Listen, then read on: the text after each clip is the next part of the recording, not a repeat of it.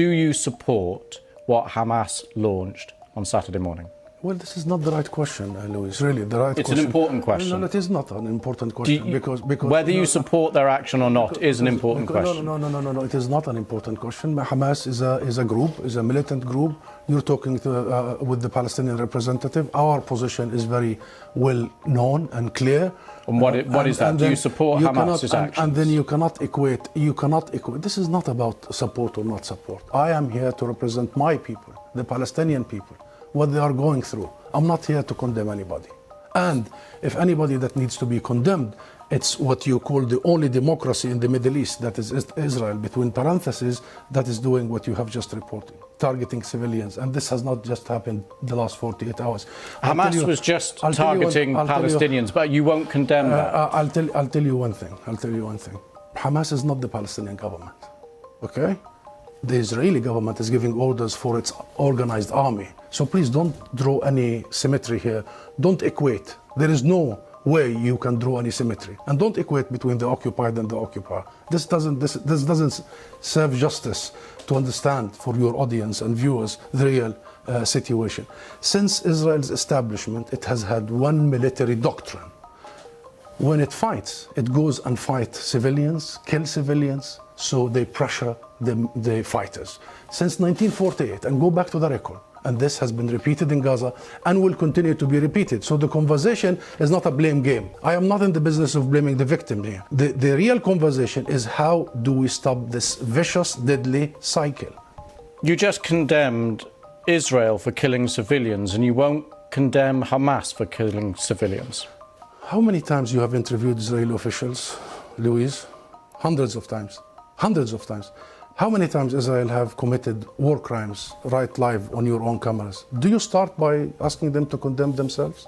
Have you? You don't. You don't. No, I'll answer that question. You don't. You know why I refuse to answer this question? Because I refuse the premise of it. Because at the very heart of it is misrepresentation of the whole thing. Because it's the Palestinians that are always expected to condemn themselves. I mean, come on, this is a political conflict. We have been denied our rights for a long time. So this is the wrong starting point.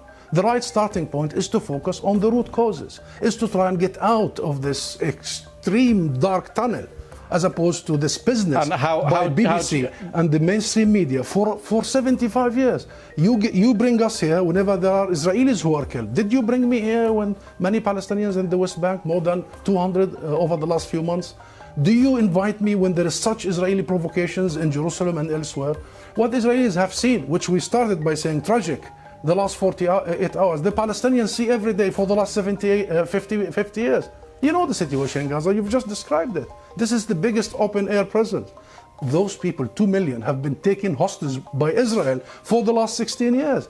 So I'm saying this just to say, Louise, perhaps this is about time we abandon this rhetoric, very dangerous, this framework, and we start giving people the real ugly truth sometimes. What is the solution in your eyes? International law, that's it. The equal application of international resolutions and law and legitimacy, as you did in Ukraine.